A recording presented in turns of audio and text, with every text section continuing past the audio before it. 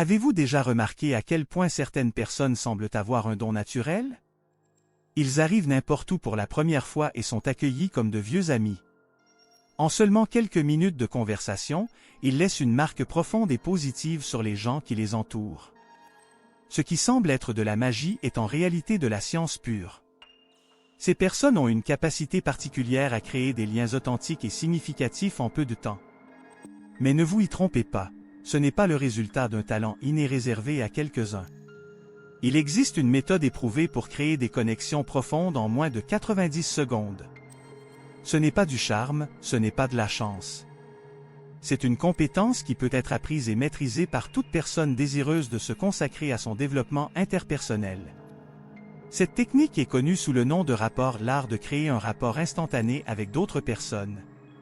Une fois maîtrisé, il vous permet de construire des ponts de connexion invisibles, donnant aux gens l'impression de vous connaître depuis des années.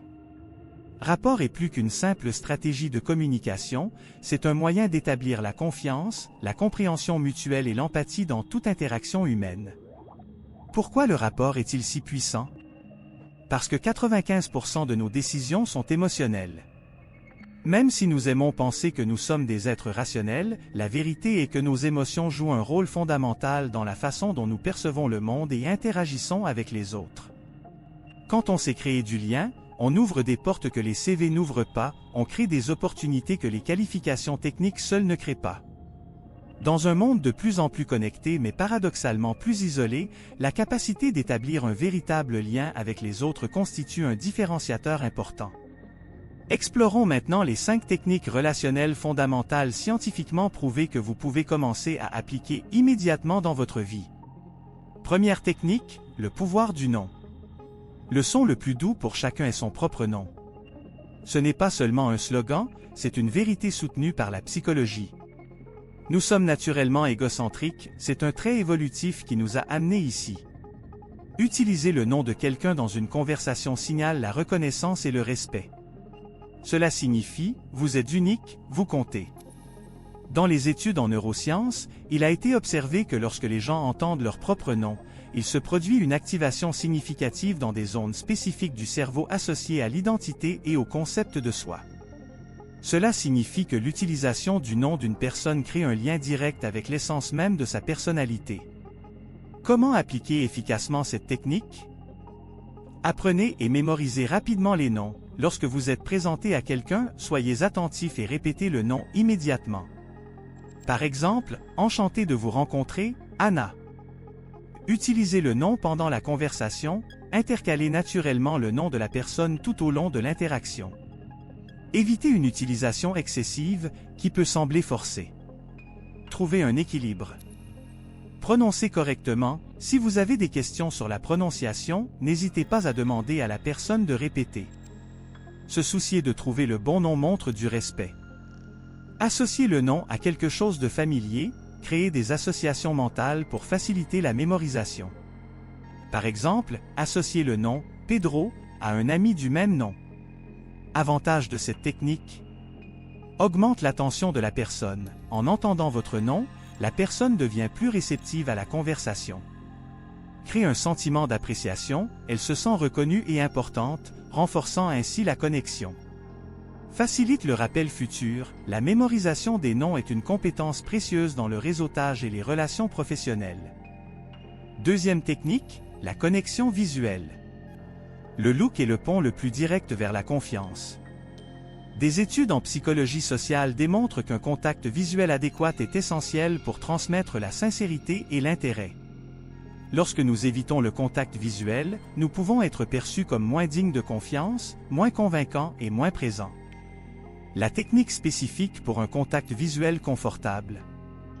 Observez la couleur des yeux de la personne. En prêtant attention à la couleur de ses yeux, vous maintenez un contact visuel naturel et confortable sans paraître intimidant. Durée idéale du contact visuel. Essayez de maintenir un contact visuel environ 60 à 70% du temps pendant la conversation. Cela montre de l'intérêt sans causer d'inconfort. Évitez de regarder fixement, un regard fixe et ininterrompu peut être perçu comme agressif ou étrange. Laissez votre regard bouger naturellement, mais revenez fréquemment au contact visuel. Alternative pour les débutants, si le contact visuel direct semble encore difficile, visez le point situé entre les sourcils ou l'arête du nez. L'effet est similaire et vous pouvez progressivement développer plus de confort avec un contact visuel direct.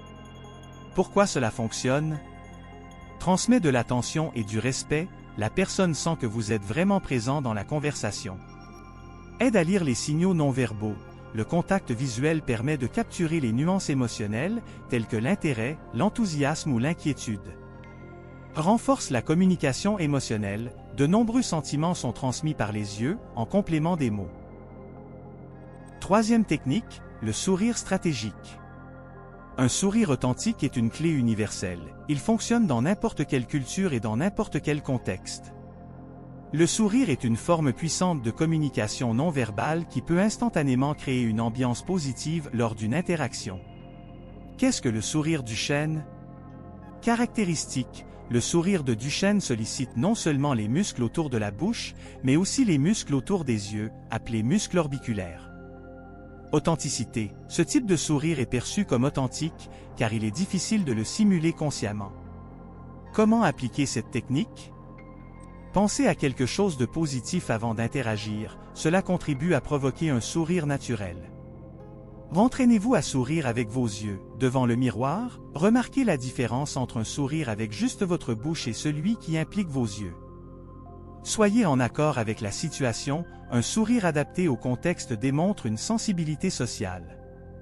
Impact d'un sourire authentique? Active le système de miroir neuronal, les gens ont tendance à imiter inconsciemment les expressions faciales des autres, ce qui peut conduire à des sentiments d'empathie et de connexion. Améliore l'humeur des deux, l'acte de sourire libère des endorphines, hormones associées au bien-être. Augmente l'attractivité, des études montrent que les personnes souriantes sont perçues comme plus dignes de confiance et plus amicales. Quatrième technique, l'art d'honorer l'histoire. Nous avons tous des histoires à raconter, des expériences qui nous définissent et que nous souhaitons partager. Quand quelqu'un partage quelque chose de personnel, qu'il s'agisse d'une réussite ou d'une épreuve, il est crucial d'honorer cette histoire. Erreur courante à éviter? N'essayez pas de surpasser l'histoire de l'autre, évitez de transformer la conversation en une compétition d'expérience. Et ne vous concentrez pas tout de suite sur vous-même, cela peut donner à la personne l'impression que son histoire n'est pas valorisée. Comment honorer l'histoire d'autrui? Et montrer un réel intérêt, posez des questions ouvertes qui permettent à la personne de développer le sujet. Par exemple, comment vous êtes-vous senti dans cette situation? Faites preuve d'empathie. Si la personne partage une difficulté, des expressions comme « cela a dû être un défi pour vous » montrent sa compréhension. Célébrez les réalisations de chacun. S'il s'agit d'une réussite, célébrez ensemble. Félicitations! Vous devez être très fier. Utilisez un langage corporel positif. Les vagues, les sourires et les expressions faciales congruentes renforcent votre attention. Avantage de cette technique? Renforce la confiance, la personne a le sentiment de pouvoir partager avec vous sans être jugée ou rabaissée. Crée un environnement sûr, facilite les futures conversations profondes et significatives. Construit des relations solides, les personnes qui se sentent entendues et valorisées ont tendance à développer des liens plus solides. Cinquième technique, les gestes symboliques. Les petits actes de considération ont un impact disproportionné sur les relations humaines. Des gestes prévenants démontrent que vous êtes attentif aux besoins et aux émotions des autres. Exemple de gestes symboliques? Proposer de l'aide spontanément. Si quelqu'un semble dépassé, offrir son aide peut être très significatif. Mémoriser les dates importantes, un anniversaire ou une étape personnelle. Envoyer un message à ces moments-là montre de l'attention. Petits cadeaux personnalisés, ils ne doivent pas nécessairement être chers. Quelque chose qui a une signification personnelle pour la personne, comme un livre d'un auteur qu'elle dit aimer. Montrer son soutien dans les moments difficiles, un message de soutien, un appel téléphonique pour voir comment va la personne. Comment identifier les opportunités de gestes symboliques? Faites attention aux conversations, les gens mentionnent souvent des intérêts ou des défis personnels. Observez les émotions, une personne qui semble triste ou stressée peut bénéficier d'un geste de soutien. Soyez proactif. N'attendez pas que la personne demande de l'aide, offrez lorsque vous en voyez le besoin. Impact des gestes symboliques. Fait preuve d'empathie et d'une véritable préoccupation, les gens apprécient quand ils se sentent importants pour vous.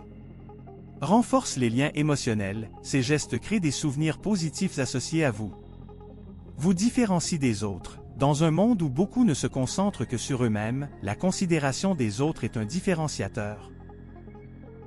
L'importance de l'éthique dans l'utilisation de rapports.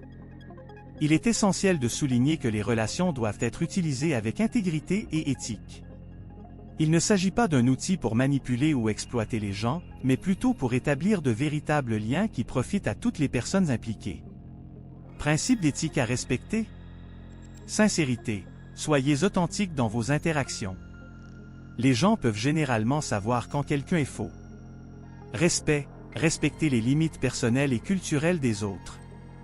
Réciprocité. Les relations saines sont basées sur l'échange mutuel. Transparence. Éviter de cacher des intentions ou des agendas cachés. Les dangers de la manipulation. Utiliser ces techniques à des fins égoïstes ou pour manipuler peut nuire à votre réputation et nuire à vos relations. La confiance est difficile à gagner et facile à perdre.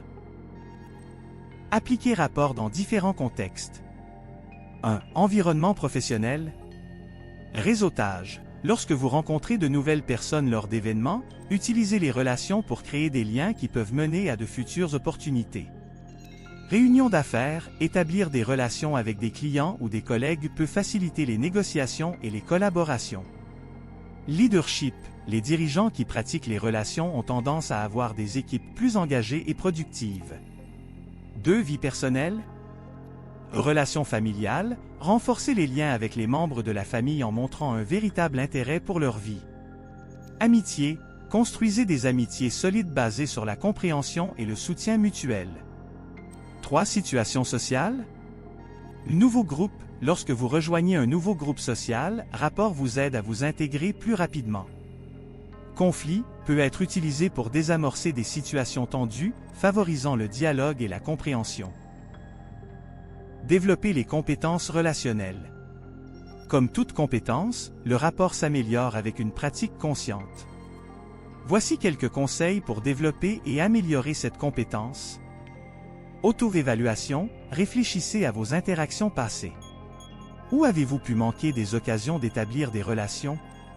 Formation continue, lisez des livres, participez à des ateliers et assistez à des conférences sur la communication interpersonnelle. Pratique régulière, appliquez les techniques dans différents contextes pour gagner en confiance. Commentaires. Demandez à vos amis ou collègues de vous faire part de leurs commentaires sur vos compétences en communication. Empathie. Développez la capacité à se mettre à la place de quelqu'un d'autre. L'empathie est la base du rapport. Histoire de réussite. Pour illustrer le pouvoir des relations, regardons quelques histoires vraies. K1. L'ascension professionnelle de Carlos. Carlos était un professionnel compétent, mais il sentait qu'il n'avançait pas dans sa carrière.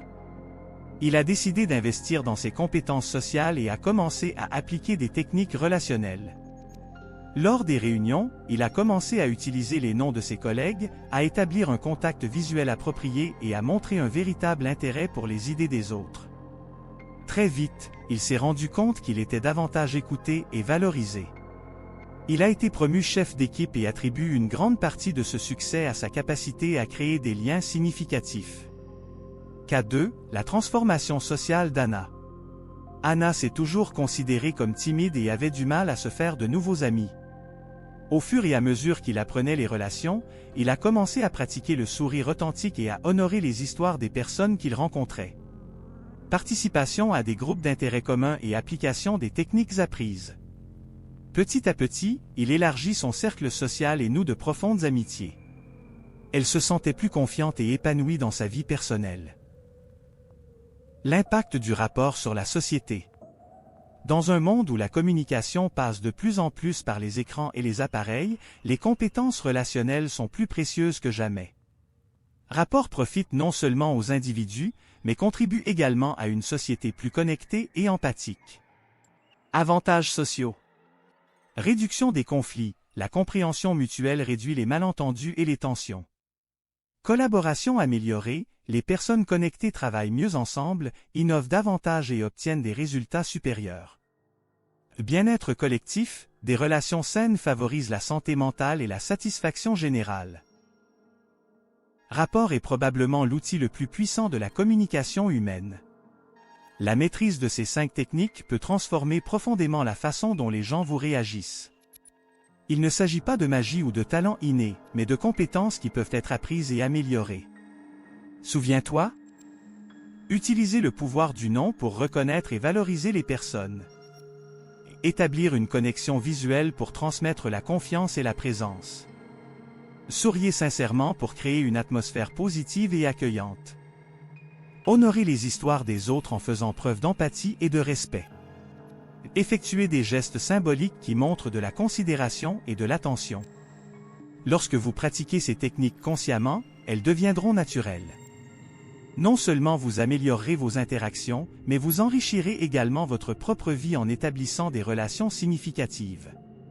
Si vous souhaitez vous démarquer dans n'importe quel domaine de la vie professionnelle, personnelle ou sociale, commencez dès aujourd'hui à appliquer ces techniques relationnelles. Remarquez les changements qui se produisent autour de vous et comment les gens deviennent plus réceptifs et engagés. Activez les notifications pour recevoir plus de contenu sur la communication stratégique et le développement interpersonnel. Dans les prochaines vidéos, nous explorerons d'autres compétences essentielles pour réussir dans les relations humaines. Jusqu'à la prochaine vidéo.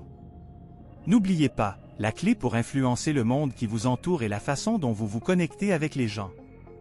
Utilisez cette clé de manière judicieuse et éthique, et regardez les portes s'ouvrir.